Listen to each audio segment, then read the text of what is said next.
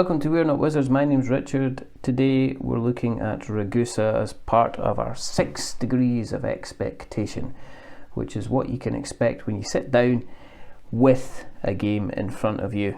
We're just going to cover some key things you can expect when you play. Ragusa itself is a worker placement game, which means that in general you will be placing tokens on the board, and that will have an effect. It will grant you resources, it will allow you to carry out kind of specific actions. In general, what you're doing in the main play is you're placing a house within a space that will then activate that space. In order to place a house in the space, you've got to have kind of adequate either wood, depending if you're on the outlying areas of the city, or stone if you're in the main city itself. As you place a building, you'll also get access to all of the surrounding resources within that building, be it wood, be it grapes, be it oil. And as you're playing the game, you will be marking up the amount of resources that you have available as you go. In an interesting twist to kind of like resource management, it's built in 2 tiers. So the smaller kind of resources, like things like say fish and stone and wood, and grapes and all this kind of go on to then create your kind of almost like your bigger items. And while these kind of these kind of stay constant. So if I change my wood and I eventually have kind of got a total of 3 wood, that's available to me all the time.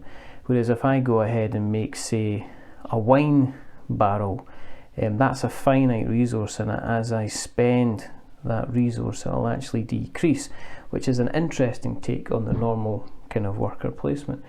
Tied in that as the game kind of starts off from simple places and kind of cascades down to the point where you've got the ability to kind of buy cards which will give you kind of essentially kind of victory points. It's almost like you're buying cargo that's coming in to the port of Ragusa itself. Interestingly enough, as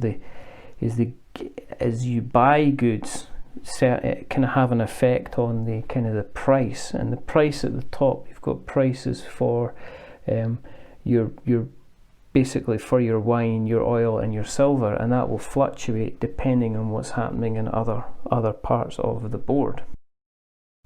Once the game itself, you reach kind of like final round as the last of the kind of the houses are played, and then quite simply it's the person who's made their way around the kind of the victory point track on the outside. If they've got the highest victory points, then they are declared the winner. In terms of learning the game, it's more complicated than it appears. You do have one main action. All you've got to remember with Ragusa is that you've got to learn what the different areas of the city kind of actually do. So you've got like the mason, the market, the fishmonger, the wharf, and the winery, and they all kind of provide their own kind of actions. So you've got to learn about that. In terms of learning the game itself, hats and big kudos to the rulebook, because I am not the best at kind of remembering stuff in the best of days, and so I need a rulebook that is easy to get to, easy to understand, and is broken down in a kind of an excellent way. And the Ragusa rulebook does make it incredibly easy to kind of learn this game. In terms of looks, as far as table space goes and how it's going to look on the table, each player does have their own kind of player board, which is going to take up a reasonable amount of space. If you're running with kind of all of the available players on the game, then you can see it taking up a reasonable amount of kind of table space as you play.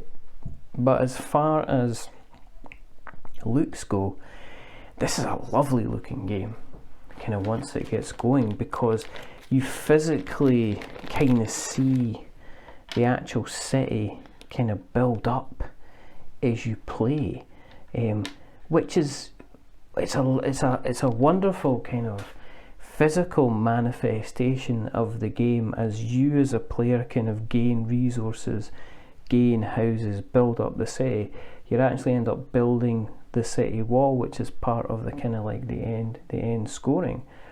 So in terms of a looks point of view, I like the colours because it's not going for the normal kind of primary colours. You're looking at a purple, a light blue, an orange and a green. I'm not sure how that would be effective in terms of accessibility and kind of colour blindness, but it's certainly kind of a break from the norm.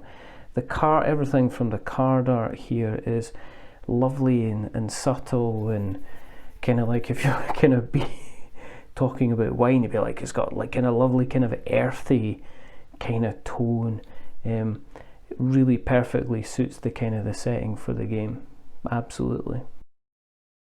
In terms of time, a setup game, if you're learning it for the first time, you're probably going to be looking at, depending on the number of players, it could be anywhere from maybe an hour and a half to 2.5 hours, depending on the number of players that you have.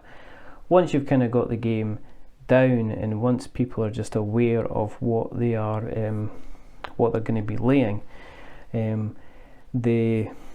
it's quite funny because as the rounds go, the rounds themselves have the potential to kind of get longer, just based on the fact that when you're placing a building in later games, in later rounds, it can be that you're not only you're playing your turn, but also one of the other players is having to kind of take their turn as well. So you end up having multiple goes, and in some ways that can stretch the kind of the length of the game itself.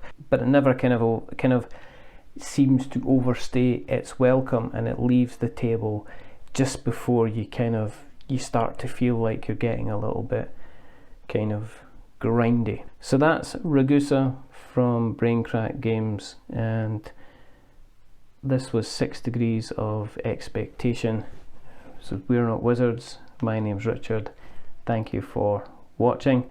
If you like what you've seen, give us a like or a comment. If you played the game, give us a comment and let us know what you thought of it.